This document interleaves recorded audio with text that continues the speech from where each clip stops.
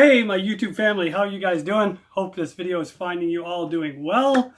So this is a follow-up video to the two Jensen P10R speakers that I got from Spain last week, or maybe 2 weeks ago now. I can't remember. So these guys. So the reason I got these is because I had rented Fender Pro Junior amp and was really impressed with the sound. And upon a bunch of testing and running different amps through the speaker and running the Pro Junior through other cabinets that I had at home, I found that the real magic of that particular Pro Junior that I had, the Pro Junior 4, was this Jensen loaded speaker that they had in it. Man, these things sounded so good. So ever since I'm like, oh, I gotta do something. And they're too expensive here in Canada. So I got them from a store in Spain. It's called Stringsfield Music, and they were awesome. They were fantastic to deal with. So these showed up like about a week later after ordering them, and but the problem is I don't have a 10-inch speaker cabinet to put this in. So I mean, I got that little PV Rumble 30 amp. If you guys saw those videos, that's a 10-inch speaker, but it's anyway, they're pretty cheaply made, and they're just that presswood kind of just basically glued sawdust cabinets or whatever. So I didn't think it would do it justice. So my first inclination was, I'm just going to buy a 10-inch cab, a 210 cab, and put like 2 10s in it. And then I started thinking, you know, just relax there, financial guru that I am. So I thought, you know, maybe if I get 2 10s, then I always have 2 10s. It'd be nice to maybe have, you know, 1 10 once in a while with it, maybe a smaller head or for a smaller venue or whatever. But then if I have a 210 cab, I can't really, you know, I don't know. So I wasn't sure what to do. So I thought, geez, it'd be nice to be able to test this speaker in a cab that I already have. But so I have this thing, but that's a Quilter cab. And say what you will about the Quilter amps, their cabinets are fantastic. They're made of Baltic birch plywood, all glued, and they're very well constructed, and they sound great. So I thought, you know, I wonder if there was a way that I could test this little speaker in that cabinet. But that's a 12-inch speaker that's in there, so kind of out of luck. So I figured, well, maybe I could do something, or maybe I could, you know, go online and find some kind of a piece that you could screw into like a 12-inch speaker cab to make it into a 10-inch speaker. Anyway, so I don't know, I Googled some stuff. I couldn't find anything. So I figured I'd do what I always do when, you know, I want to kind of think about stuff and just go for a run. And then I thought to myself, I can't go for a run because I'm injured. I got this stupid boot on and inflammation and all that fun stuff happening. So I went for a drive instead. And then I passed by, stay with me, I'm going somewhere with this, okay? And then I passed by Tim Hortons, which is like, you know, like a coffee and donut place. If you're not from Canada, maybe you haven't heard of them. But so I went by Tim Hortons, and all of a sudden, boom, the light bulb went off. And I'm like, I need a donut. That's what I need. So I got one. And here it is.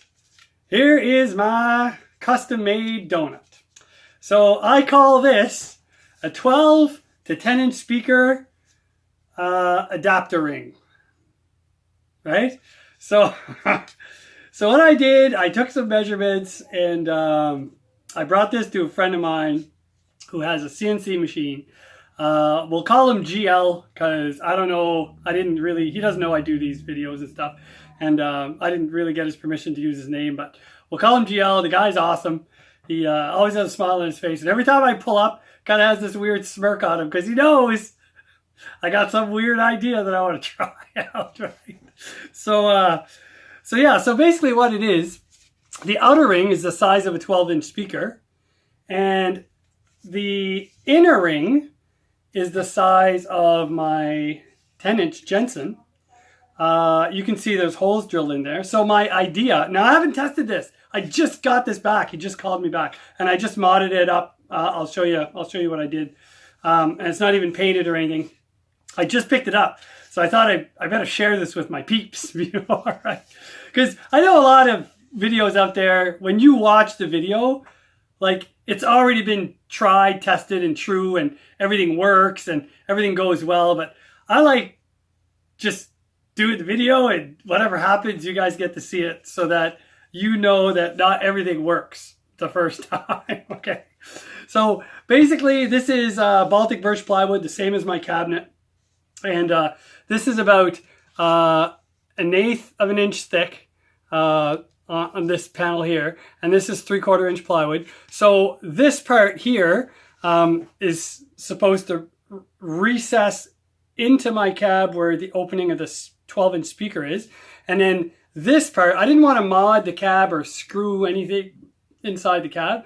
So this one, I just drilled the holes, and you can see I made mistakes. Like I would mark them there, and then I didn't want to. Then so anyway, I moved them. But so I should be able to use the 12-inch speaker mounting screws to mount this ring into the cabinet, and then I drilled new holes for the Jensen 10-inch speaker. And I talked to some friends of mine, and some are like, make sure you front load that thing. Make sure you rear load that thing. Rear loading sounds better. It's got more bass and blah, blah, blah. Front load has more clarity and highs. And I'm like, holy smokes, really? Does it make that much difference? So anyway, I thought, why not rig it up so you can do both? So I had these little kind of screw and insert, like it's a little, I don't know, if you see that, it's a little brass insert. And they go with just these screws. And the cool thing about this is they screw in from both sides, right? So you can screw them in from the front or from the back.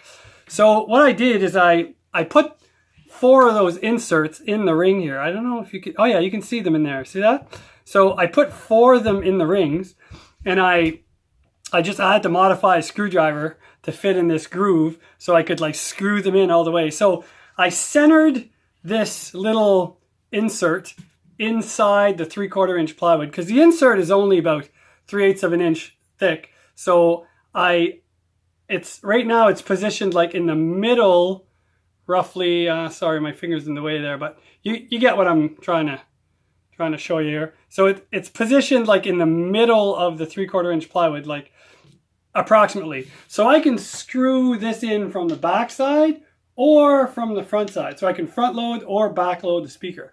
That'll be something I'll test to see if there's really a difference with front loading and rear loading. So we'll try that.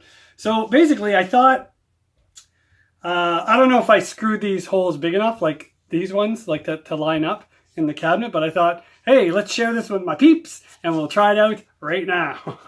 All right, so let me see if I can set up this cab. We'll do this all real time so you see what's involved. So, okay, so let me try and do this. Maybe you guys can see that. And then I'll take my quilter cab and I'll try and stay in the shot here. Okay, so flip it upside down like that. I'll kind of center it to the screen here so it doesn't look all wonky for you guys.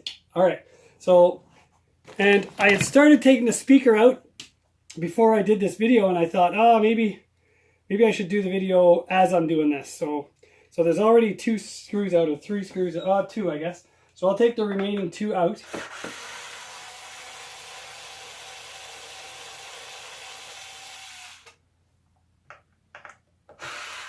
And yes, obviously I had taken it out before to take the measurement. So yeah, this is not like totally just going by the seat of my pants here.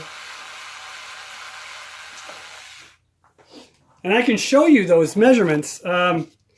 So basically for me, the outside of this ring, like the insert that'll go into the cab, was, I needed it to be exactly 11 1/16 to fit in there, and according to my measuring tape. And the inside, I needed it to be 9 1/8. But when I got the ring back, I just dropped my Jensen inside, and it was a little tight. It wasn't seating properly, and it's just because these Jensens are a little different than the American style speakers. So they have like a little taper in here, kind of like a cone shaped taper. So all I had to do was I just took a sandpaper and I just sand the sharp edge of the ring here, and I rounded it off, and then it seemed to seat better, but we'll see once it's in the cab how that kind of works. All right, so did I take both screws out of that? Yeah, I guess I did. All right, so I'm just gonna take this out, unplug it. This one. There's two. All right, so here's the speaker that's in the quilter. It's a neodymium speaker. It's like a 300 watt, 8 ohm speaker. So we're gonna take this out. Let's put that over here somewhere. All right, moment of truth. All right, so this is how this is supposed to work. So I guess it doesn't matter. I just have to line up these holes somehow. I guess they're all even. So somewhere in here. Oh, might be a little bit tight, guys and girls. Wait. Oh! That goes right in there. All right. So see what I'm getting at here? All right, so and that's going to be black, so you wouldn't really see it. And then if I take the original screws that held the speaker in place, oh, they might not be deep enough anymore. Oh, they do. They catch. All right, that's perfect. And I might need a washer. I don't know. Just because I'll just put them. Oh, cross-threading.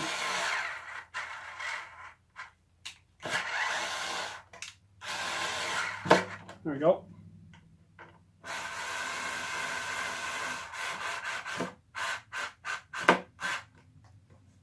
Well, that's perfect. I don't think this one's in right.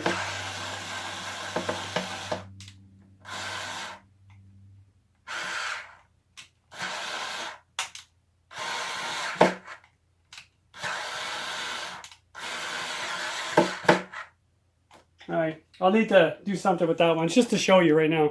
I think maybe the hole in my ring's not big enough and I can't get enough movement or play. So, all right, so that's how that's gonna go. And then obviously this one, I would just mount, I just connect it, which I won't do right now because I'm not gonna do a sound clip or anything right now because I want to paint the ring and do all that stuff. And then this, hopefully this lines up and it looks like it is. So then I should be able to take these screws and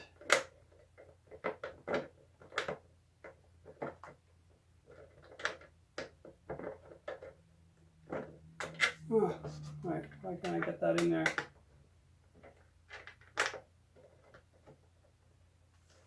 There we go. And they're pretty long because they have to go through 3/4 inch of plywood and the speaker, and either front or rear mounted, and still catch that tab that's down here. So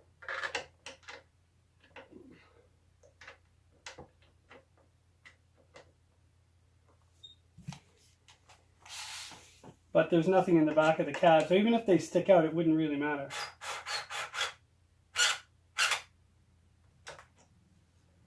What's going on here?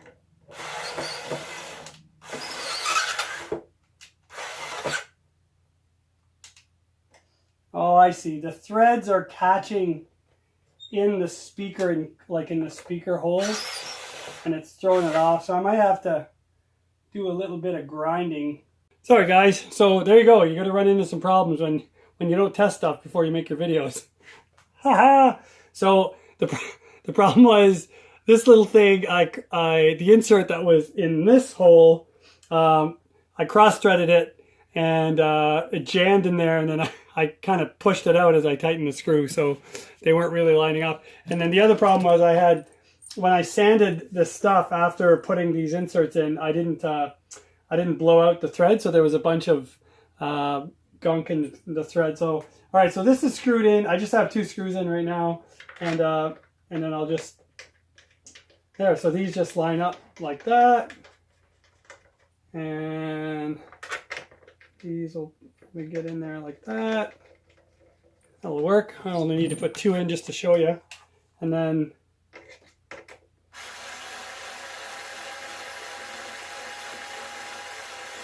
So I'll probably end up cutting these.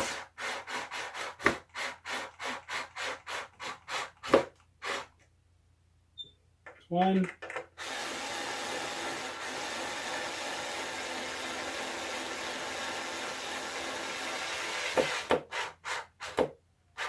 And there's 2. And there you have it. There's my little, there you go. There's my 12-inch cabinet modified to a 10-inch cabinet. So anyway, so I still got some stuff to do. I got to paint this up, and then I got to obviously wire the speaker in there. And I made this ring, and I measured the depth so that my specific grill cloth, which is 1/2 inch thick here, like the frame is 1/2 inch thick, would with this 1/8 of an inch and the speaker being about 1/8 of an inch, it would still fit. So I can still put my grill cloth on, and it'll still go right in there, and there you go. So I mean, you can still see the trim because it's not painted white, but once I paint it, or painted white, it's still wood color. Once I paint it black, obviously, should be good. And then and now if I want to have a 10-inch speaker, I can. And the other thing is, I think I can save some money, because instead of buying 2 10-inch speaker cabs, whenever I want to use twin cabs and run stereo or something, I'll just throw the 10-inch speaker in here using my ring, and I'll bring another cab. So now I only have to buy 1 cab, have less gear, still have the opportunity of using, a 12 and a 10, or a 12, or 2 10s, or whatever, and less gear, less money, happier wife, happier life. So there we go. So there's my little Tim Hortons donut epiphany of how I could use a 12-inch speaker or a 10-inch speaker in a 12-inch speaker enclosure. So anyway, I thought it was a cool idea. I don't know. Maybe it won't work at all. But stay tuned. We're definitely going to do some sound clips, front loading and rear loading this thing, and see what happens. So take it easy, guys. I'm going to go rest my foot and have a bite to eat, and we'll talk soon. See ya.